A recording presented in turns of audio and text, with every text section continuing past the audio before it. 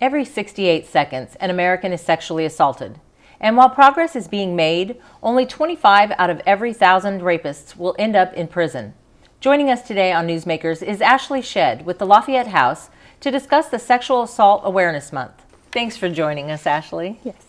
So April is Sexual Assault Awareness Month, but you deal with this all year long. Talk about why it's important to highlight this issue. Like you said, every 68 seconds, someone in the United States is sexually assaulted. A lot of times people don't realize how prevalent of an issue it is, as well as what exactly we're talking about. What is sexual violence? So that's important to just define what that is. It basically ultimately comes down to a lack of consent. So it could be forced, but it could also be coerced through power or fear, manipulation, or threats. But ultimately, again, it comes back to the lack of consent. More often, perpetrators are someone that is known to the victim. 89% of victims say that they knew the person that sexually assaulted them, and over half were a partner or former intimate partner. So it's important to educate society, to start the conversation, keep the conversations open so that hopefully, ultimately less sexual violence happens, but also that victims, feel supported and do not feel blamed and can seek help. And it is a difficult subject to talk about, but explain why it's really important that victims do talk about it and get help. So it's important for survivors to have a safe space. Having a safe space that they can talk openly helps them heal both mentally and physically. The healing journey is different for everyone, but specifically sexual trauma, it's a very personal type of trauma that makes someone more prone to PTSD, anxiety, depression, suicidal ideation. It can even manifest itself with physical problems. So it can even cause problems with work or school, family, friends, current or future partners.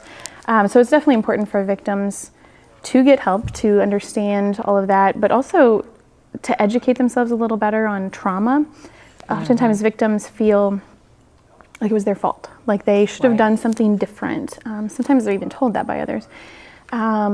But it's important for them to understand things that we can help educate them on, such as the body's response, the typical fight, flight, freeze, or fawn. It's easy to think that you would fight or flee, but more often what we see with sexual assault is someone freezing. They can't act, they freeze up, or they fawn is the other response that is basically trying to please, trying to just get it over with. I'm just not going to do anything to cause conflict. Because I'm scared. And so that's what we often see sexual assault survivors do, and then they blame themselves for not responding how they think they should have, or the family members not believing them or blaming them because of their response. So, coming and getting help can help us, or give them an opportunity to be educated about those types of things from someone that understands and that, isn't going to judge them. There's also the difference in how they respond after, and a sexual assault can vary from person to person, and oftentimes makes people feel, like they minimize what they've experienced, or their family members minimize it based on how they reacted afterwards. So some people will act out, become very promiscuous, and that's just them trying to numb the pain. Others will shut down and have an aversion to any touch. Some will lean into friends and activities and become very busy trying to forget about what's happened, and others will withdraw and shut down. So everybody responds differently. So it's important for victims to recognize that, and for family members and friends to not judge or minimize a person's experience based on how they respond, because everybody's going to respond differently. So it's all that to say, when they come get help, for their trauma, we can help educate them on that kind of stuff and help them understand that whatever they're experiencing after the attack is normal, and it is okay, and just validating that for them. And a lot of those characteristics that people exhibit after the fact, a lot of it sounds like what we as women just do in general, just the nature of being a female gender. It's you minimize. Oh, I can handle it. Nobody wants to hear my problems. I mean, it's sort of like, a self-esteem issue as well. Often and we're the lesser sex is what has been drilled into some right. people's heads. Which is all a big part of the issue as well, you know, with sexual assault and rape culture and everything like that. Yeah, the power absolutely. of the violence, the control. And a lot of it, the control, from what I understand, that's like the thing.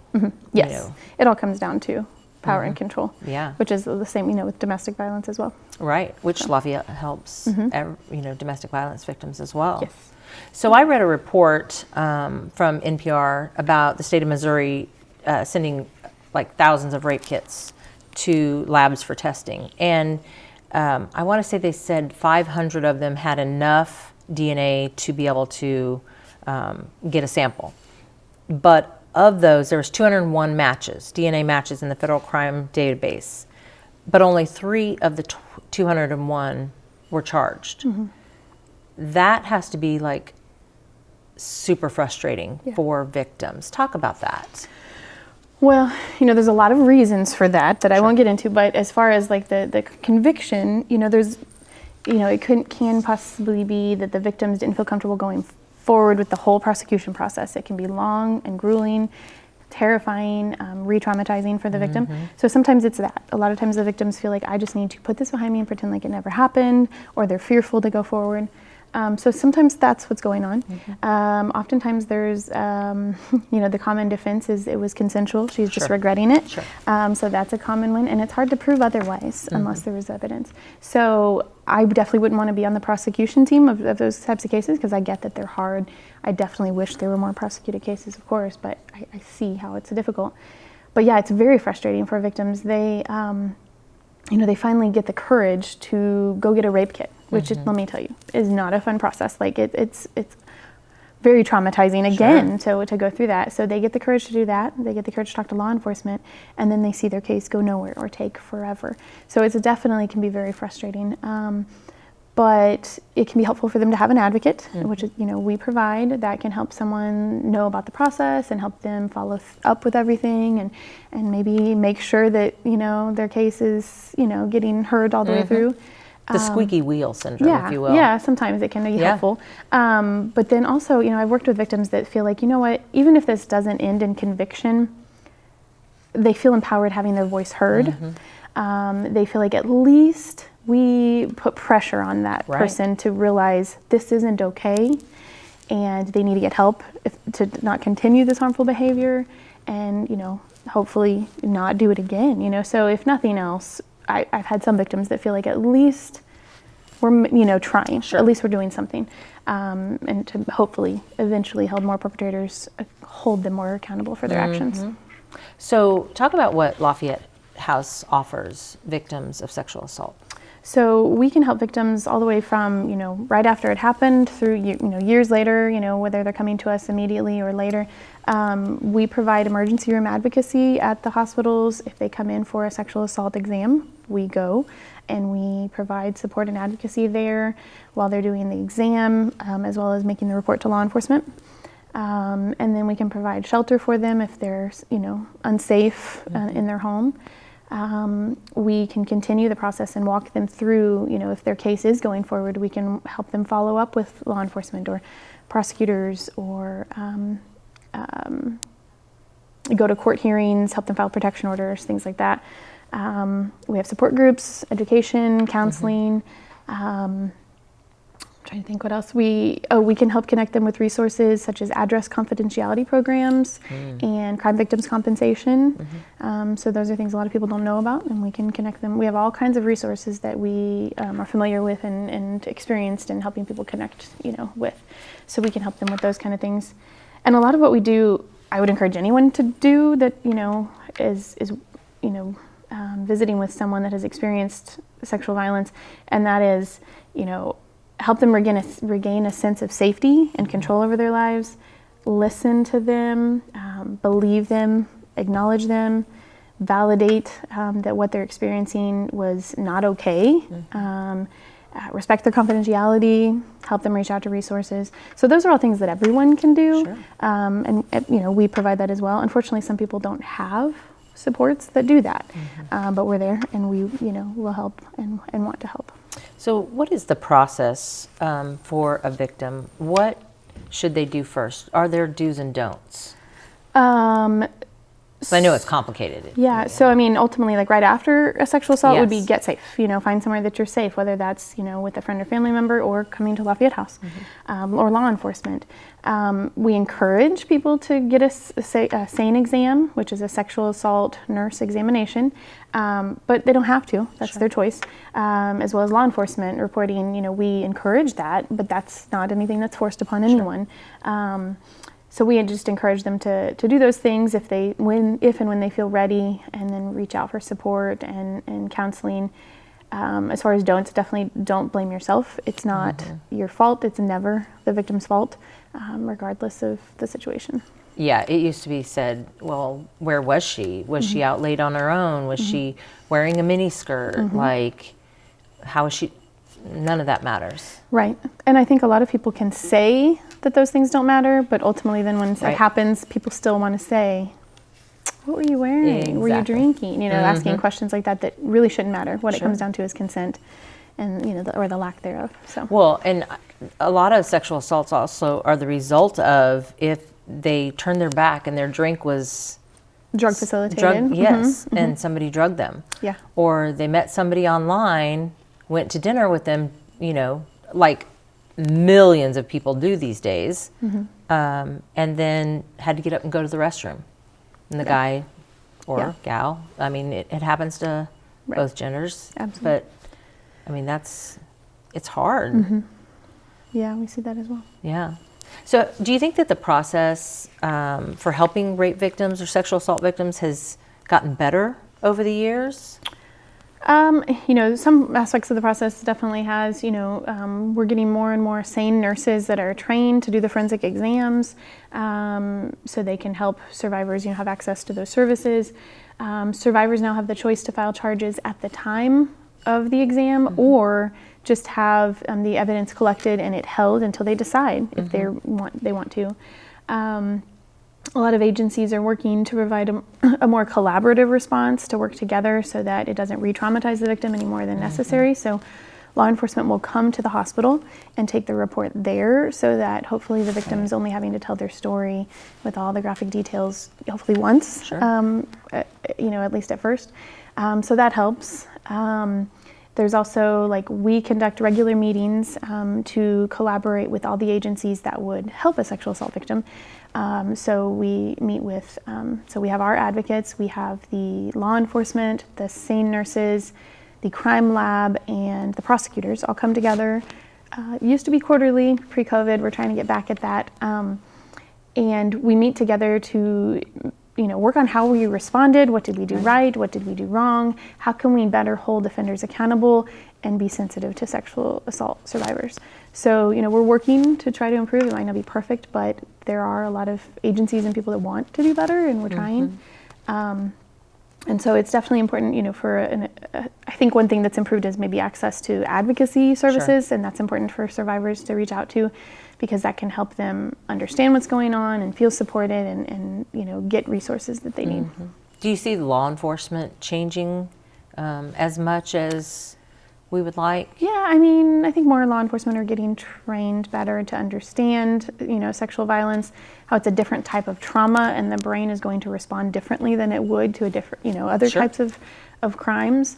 Memories from a sexual assault don't always come back in a linear fashion. Sometimes they come back kind of spotty, like Post-it notes on a wall or something like it. So it doesn't sound like a story you might expect, because it comes back in different pieces. The memories don't always come back the way you'd expect. And so that's one thing that law enforcement previously didn't understand, and they would think that the victim was adding to their story or lying or whatever. Making it up. But that's not usually the case. There are very few false reports of sexual assault. So it's usually that the person, their brain kind of, was just trying to protect them, and they aren't remembering everything at the moment, but it'll come back to them in pieces. So educating, and when we meet for those meetings that we do regularly, we usually try to have a piece of education during that time. And maybe it's not something they didn't know, but maybe it's a reminder of, don't forget that this, is, an effect of trauma or whatever. And you see everything in movies, but does it hold true to real life that, a victim comes forward and she's not believed? Well, it happens. Yeah. It happens. I would say as a whole, our community, law enforcement are good about, supporting that victim, and, they do have to, Sure. go by, their protocols to, get all information from both parties and everything like that and just present the facts. And then it's up to the prosecutor to determine if it's a case that can go forward. But I would say as a whole, our law enforcement are sensitive to it and are respectful, to the victims. Mm-hmm. Yeah. Yeah, because part of the process, as I understand it, they don't want to come forward because of the accusations or questions. Mm-hmm. Mm-hmm. And they are telling very intimate details. Right. And that can be super hard. Absolutely. Yes. Yeah. Well, the majority of sexual assault victims also are women, but men experience it as well. Yeah, absolutely. We can absolutely help male victims at Lafayette House as well of domestic and sexual violence. Men are victims by male perpetrators as well as female perpetrators. Sure. It happens. There's definitely a stigma about it, and a lot of men don't reach out for help, but we're there. It's confidential, judgment-free, so we do offer those services as well. Okay. So Lafayette houses victims of domestic violence. Mm-hmm. And Do they sexual violence. And sexual violence. Do they have separate quarters for the men? Is there a place where men can go to get safe? Or Not necessarily. We have the same, shelter Sure. for both. Okay. Yeah, a victim is a victim. Oh, So, yep. that's good to hear. So is there a charge for people who seek help? We never charge for our services, no. So, Okay. all of the services from the counseling, the case management, the court advocacy, all of that, there's no charge for anything. And I wonder, do victims say that they're worried about that, their financial? Especially counseling. I see Yeah. people think that they're going to be charged for the counseling.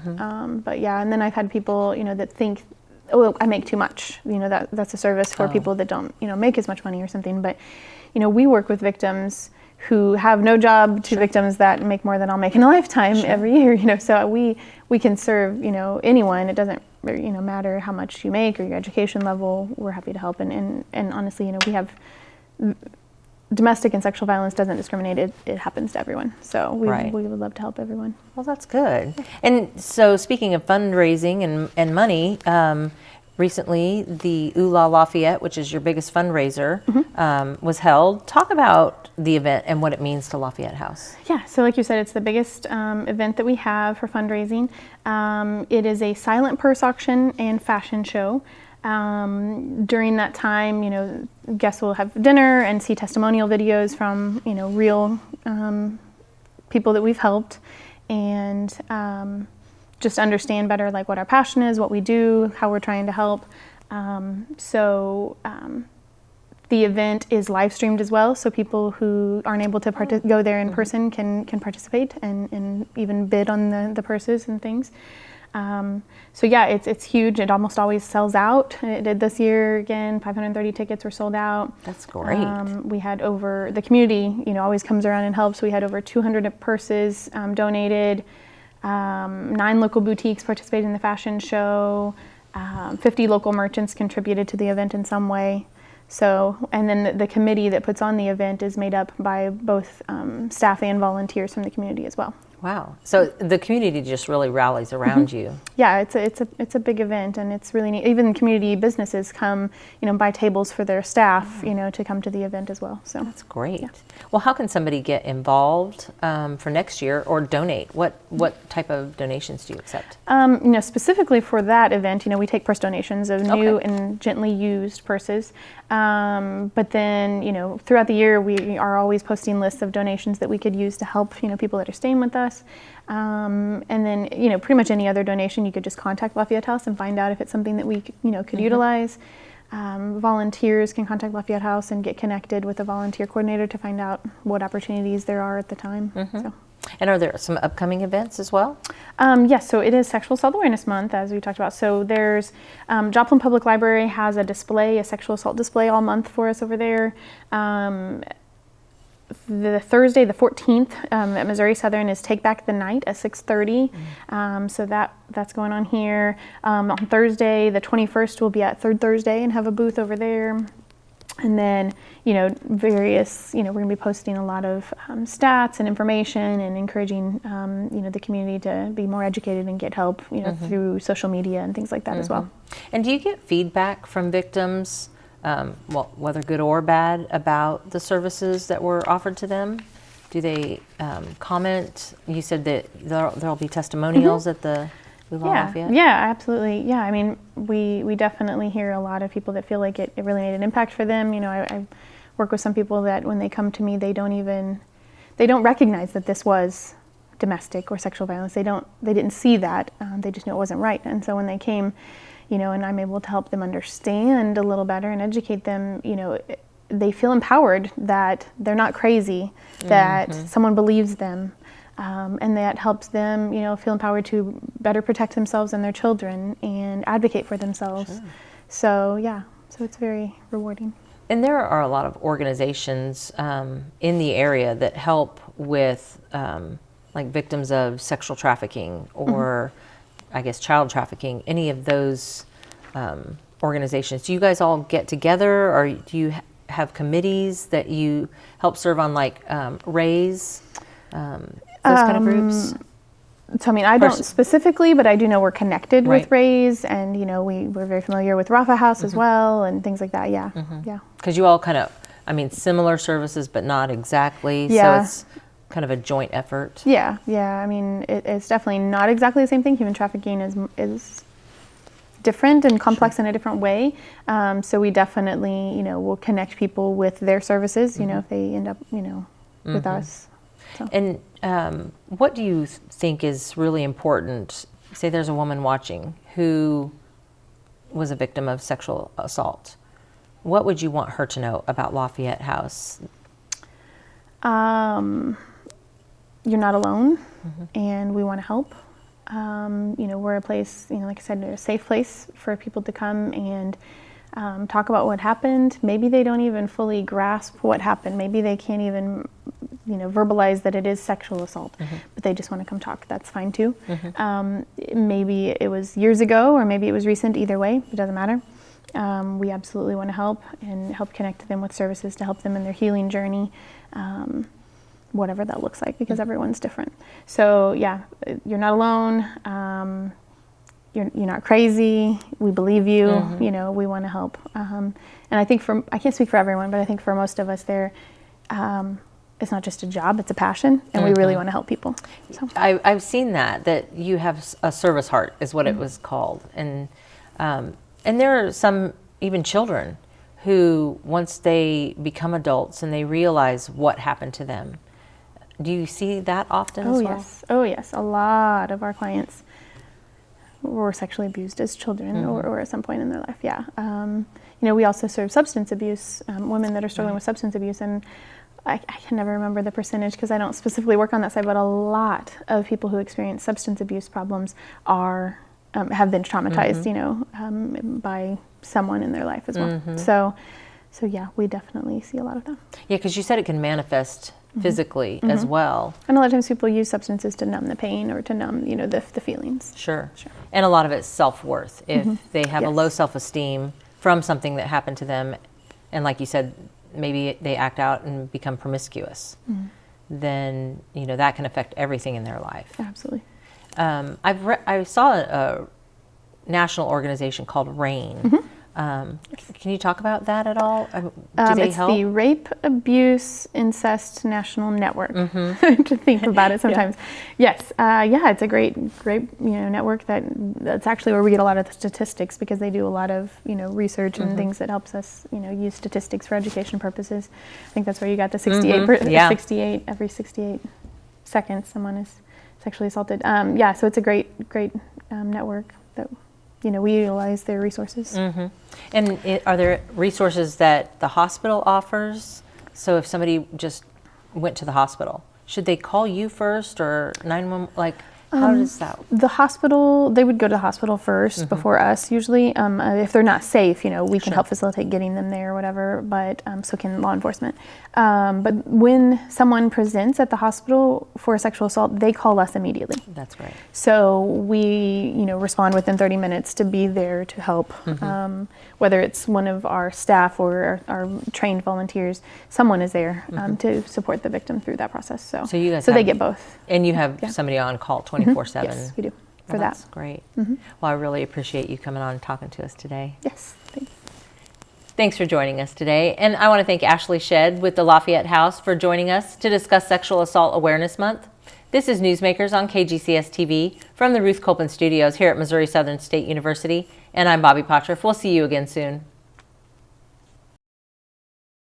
I remember knowing in my head somehow you had to scream no or yell stop at least 3 times.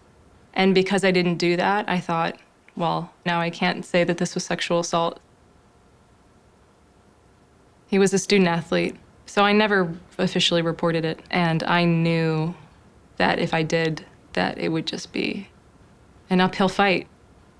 I was losing control of my body and of my thoughts. And so, it had gotten to this point of desperation, that kind of painful memory and something that your body has gone through. If the more you hold it in, the more it poisons you. With RAIN, it's about healing that and making a safe space. You're not broken, that the part of you that wants to heal is stronger than the part of you that's broken. Yes, I survived this and I'm okay.